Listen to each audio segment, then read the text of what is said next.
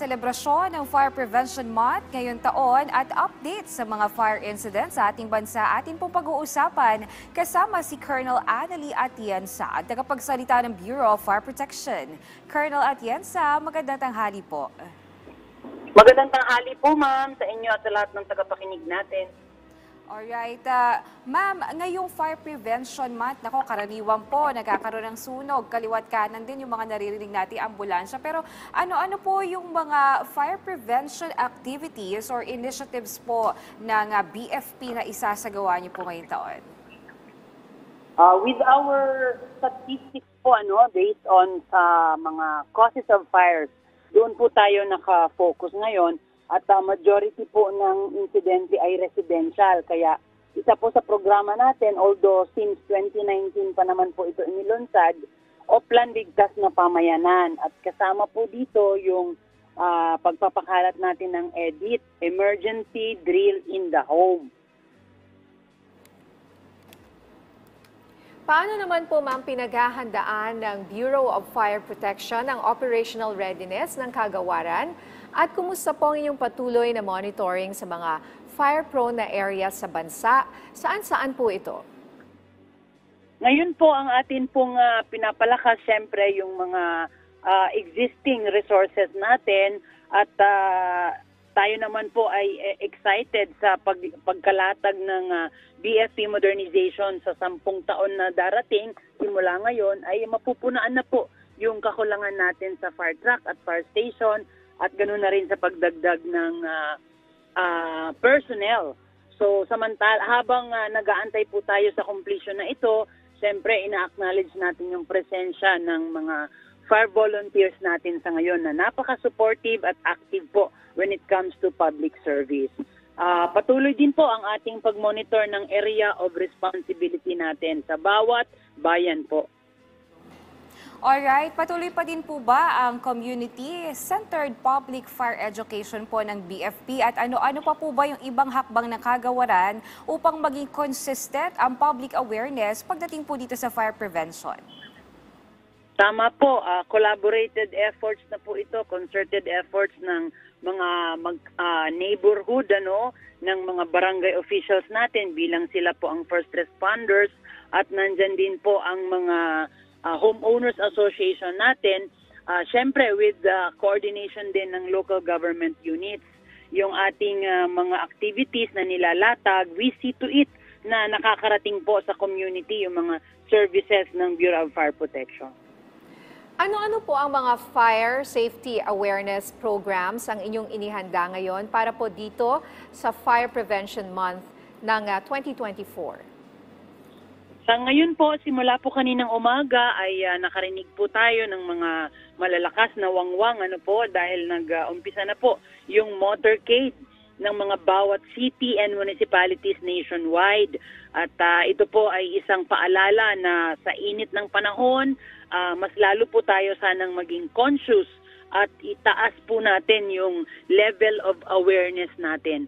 At ngayong hapon po ay nasa Quirino Grandstand po ang Bureau of Fire Protection to showcase yung ating mga makabagong kagamitan at ganoon na rin po yung launching ng ating FAST, FAST. Ito po yung First Aid Service Team kung saan ang mga nurses natin ay nakamotor para sa agaran at mabilis na pagresponde. At sa darating pa pong mga araw at linggo ng buong buwan ng Marso, ang mga Bureau of Fire Protection personnel po ay nandiyan sa malls para sa mga road show, kasama ni Berong Bombero, yung mascot po natin. At we will also have our Community Relations Week, kung saan ugnayan po sa barangay at refresher course ng ating mga barangay fire brigade.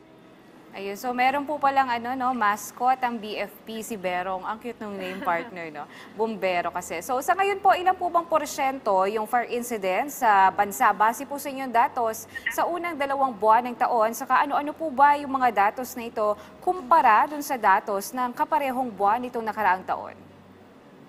Sa hawak po natin, meron na pong 3,044 simula January 1 to March 1 sa mga oras na ito. Kumpara po nung nakaraang taon, 2,424. So nasa 25 po ang itinaas. At majority po nito ay residential, gaya ng nasabi natin. At nangunguna po dito ang cause ay smoking or lighted cigarette. Pangalawa po ang open flame from cooking. So yung mga nagluluto po natin dyan. Pangatlo po ay electrical ignition. So yan pa rin po, lalo na ngayon mainit. Sana po bigyan din ng oras magpahinga ang electric fan, ang mga air condition unit natin, at tulong-tulo po tayo na maibsan na po ang insidente ng sunog. Ma'am, may tanong po mula sa ating kasamahan sa media na si Oscar Oida ng GMA. Medyo napapadalas po ang mga nangyayaring sunog. Ano po kaya ang mga pinakakaraniwang dahilan? I know you mentioned yung galing po sa sigarilyo at sa open flame. Pero kung sa pinakamarami pong dahilan, ano po yun? Ano yung reason? Ito pong nakikita po natin, yun nga po, yung sa smoking. Pero to sum up all this, masasabi po natin na kakulangan pa rin ng consciousness ng community. Ano po, na kaya nga po emphasis ngayon ng agency is empower natin, enrich natin yung awareness ng community doon po sa mga barangay talaga mismo. Yun nga din, yung edit natin na ang mga residents, mga magkakasama sa bahay, mag-usap-usap, isama sa topic ang fire safety, iwasan ang octopus connection, huwag iiwanan yung niluluto, huwag na rin pong magsisiga sa bakuran, at maging proactive, at kung sakali man magkaroon ng insidente, hindi po tayo magpapanik. Alright, bukod po doon sa awareness na ating pong sinusulong, yung mga education po sa ating po mga barangay, ito po may isa pa pong tanong si Oscar Oida, ano po ang pinaplanong hakbang ng BFP para mapababa pa po yung mga insidente ng sunog? Sa ngayon po, nandun po tayo sa empowering yung community dahil nga po ang nakikita natin, kailangan po concerted efforts, bayanihan po talaga. Hindi po kaya ng Bureau of Fire Protection Agency lamang. So, cooperation po ng ating community na maitatak po sa bawat isip ng isang tao yung fire safety, yung probability na kapag ito bang bagay na ito ay ginawa ko, ay maiiwasan ba ang sunog or magkakaroon ba ng sunog? So, dun po, consciousness po talaga. At yung programs po natin ay naka-anchor dito dahil nga po, hindi sakop ng fire code ang annual fire safety inspection sa mga residents. Only with business establishments, schools, hospitals, industrials. But sa home, hindi po. Kaya edit po ang ating pinopromote ngayon at Oplan Ligtas na Pamayanan, nagbabahay-bahay po kami para interviewin yung may-ari ng bahay.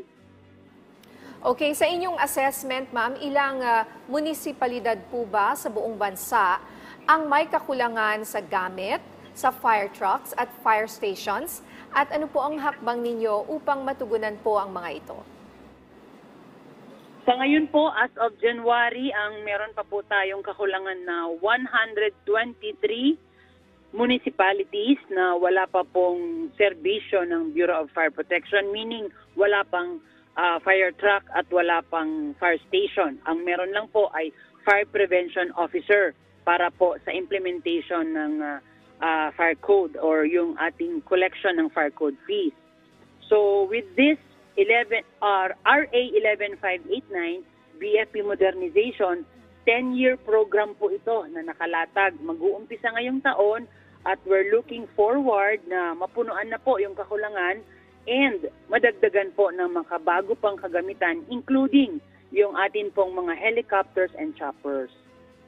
Alright, para po mas maunawaan na ating mga kababayan, kamusta po ba yung bilang ng mga fire department personnel ngayon sa bansa at may kakulangan pa po ba? At kung meron man po ay paano po pupunan ito ng BFP? Gaya po ng nasabi natin, may kakulangan tayong 123 fire trucks. Meaning to say, dahil ang BFP ay equipment-based. So pagdagdag ng fire truck or kagamitan ay pagdagdag din po ng tao. Kaya at the time na magpo-procure po tayo ng mga fire trucks, kakaakibat na po, domino effect po yung pagkakaroon, pag-recruit po natin ng additional firefighters.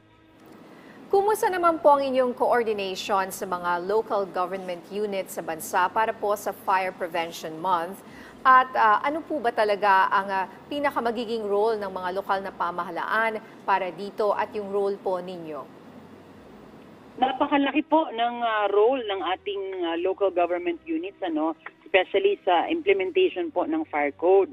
Dahil nga po sila ang ating partner sa pag-implement ng fire safety measures sa isang building.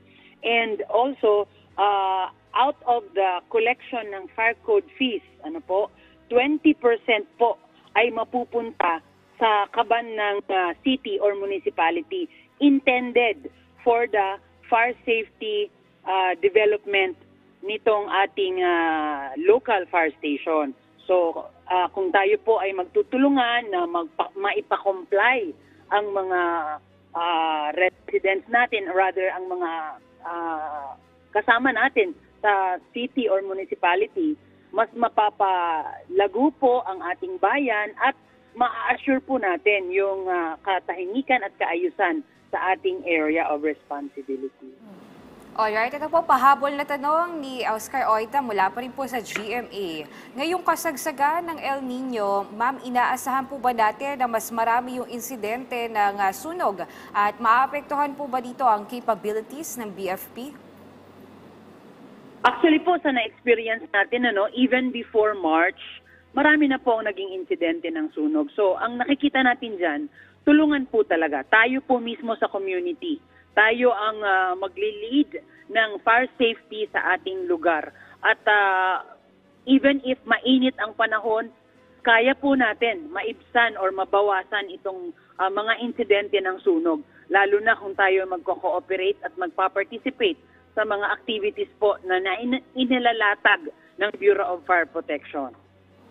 At meron pa po tayong isa pang tanong mula po sa GMA News Desk tungkol po sa sunog kahapon dyan po sa Marikina.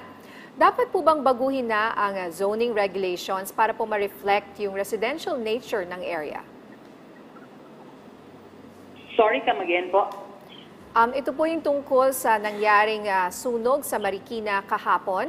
Ang kanilang tanong po ay kung dapat bang baguhin na ang zoning regulations to reflect residential nature of the area?